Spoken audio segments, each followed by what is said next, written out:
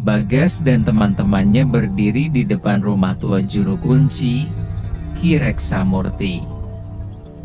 Udara di desa itu terasa berbeda, seperti menyimpan rahasia yang tidak boleh dibuka. Ki Reksamurti menatap mereka satu persatu dengan mata yang tampak menua oleh pengalaman. Dengan suara berat, ia memperingatkan bahwa Alaspati bukan hutan biasa.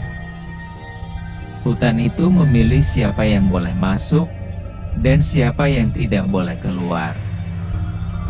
Meski diperingatkan, Bagas dan yang lain tetap bersikeras melanjutkan rencana membuat film dokumenter horor. Gerbang tua yang terbuat dari kayu hitam itu menjulang di depan mereka. Ukiran-ukiran aneh menghiasi seluruh permukaan kayu, seakan bercerita tentang tragedi masa lampau. Begitu mereka melangkah melewatinya, suasana berubah drastis. Angin berhenti bertiup, suara burung menghilang, dan udara mendadak dingin menusuk. Hutan itu seperti sedang memperhatikan setiap langkah mereka. Kini mereka berdiri di bawah pohon besar yang tampak jauh lebih tua dari usia desa itu sendiri.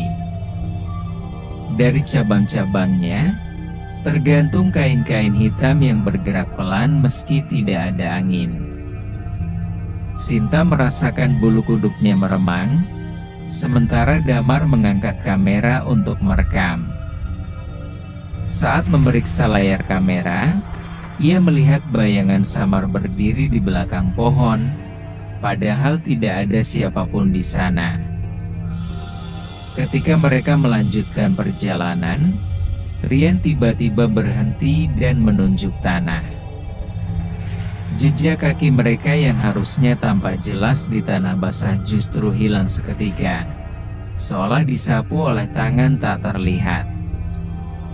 Kompas yang mereka bawa mulai berputar tanpa arah. Bagas mulai merasa cemas, namun gengsinya membuat ia pura-pura tenang. Hutan itu seperti berubah-ubah, menciptakan jalur baru dan menelan jejak lama. Suasana semakin mencekam saat mereka mendengar suara tangisan perempuan dari arah semak-semak. Suaranya lirih, namun jelas seperti seseorang yang sedang disakiti. Sinta melihat sosok berambut panjang dan kusut sedang berjongkok di balik rimbunan perdu. Tetapi saat mereka mendekat, sosok itu menghilang begitu saja.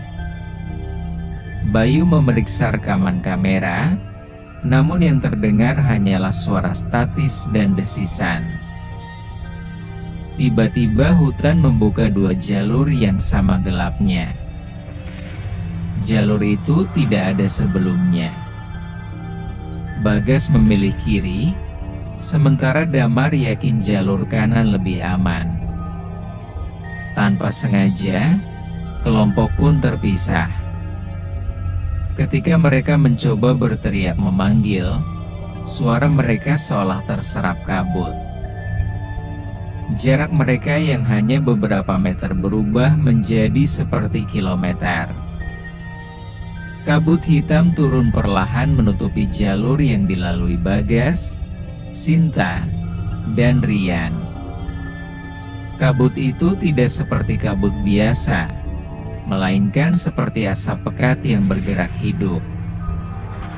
Di dalam kabut itu, Rian melihat siluet manusia melayang tanpa kaki. Sinta merasakan tangan dingin meraih lengannya dari belakang. Mereka mulai berlari tanpa tahu kemana harus pergi. Sementara itu, Damar dan Bayu menemukan sebuah area terbuka dengan lingkaran batu besar yang disusun rapi. Pada batu-batu itu terdapat simbol-simbol kuno Jawa yang tidak mereka mengerti. Suara nyanyian lirih dalam bahasa kuno tiba-tiba terdengar dari segala arah, namun tidak ada satupun yang terlihat. Bayu mulai ketakutan, tetapi Damar justru semakin penasaran.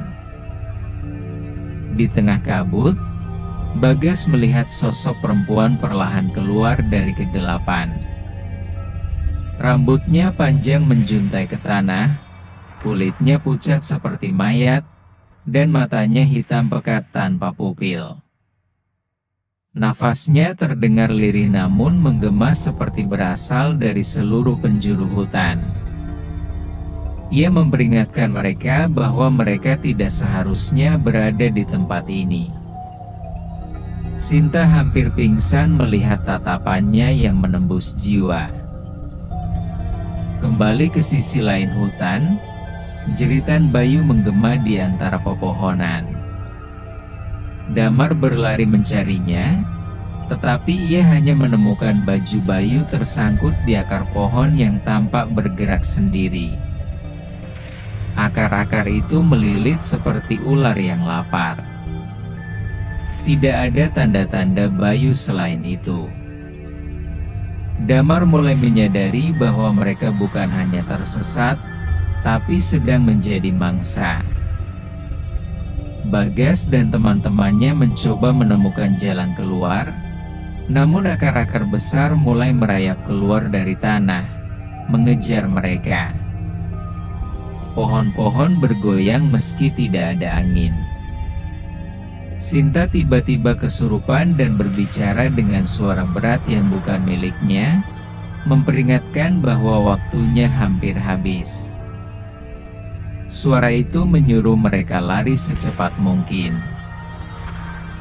Di tengah hutan yang gelap, Bagas melihat sosok Ki Reksamurti berdiri diam di antara pepohonan. Tapi wajahnya pucat seperti tidak memiliki darah. Dengan suara halus, bayangan itu mengatakan bahwa satu-satunya jalan keluar adalah mengikuti suara gamelan. Bagas tidak sempat bertanya lebih jauh karena sosok itu menghilang begitu saja. Ketika mereka berlari mengikuti suara gamelan yang samar, makhluk tinggi kurus muncul dari kegelapan. Lelana. Tubuhnya sangat ramping, wajahnya retak-retak seperti tanah kering, dan gerakannya cepat namun tidak wajar. Makhluk itu mengejar mereka dengan langkah panjang, suaranya seperti angin yang merintih. Bagas hampir tertangkap sebelum Rian menariknya. Suara gamelan semakin jelas.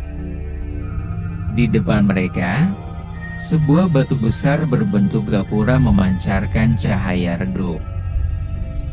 Mereka berlari sekuat tenaga sambil dikejar suara langkah Lelana yang semakin dekat. Begitu mereka melompati gapura itu, angin bertiup kencang dan semuanya menjadi gelap. Ketika mereka membuka mata, mereka sudah berada di pinggir desa, jauh dari gerbang Alaspati. Hanya Bagas, Sinta, dan Rian yang tersisa. Damar dan Bayu tidak kembali. Ki Reksamurti muncul perlahan dari kejauhan, menatap mereka dengan tatapan sedih. Ia berkata bahwa Alaspati mengambil apa yang ia inginkan, dan tidak semua yang hilang harus dicari. Mereka pun menyadari bahwa beberapa misteri tidak pernah benar-benar berakhir.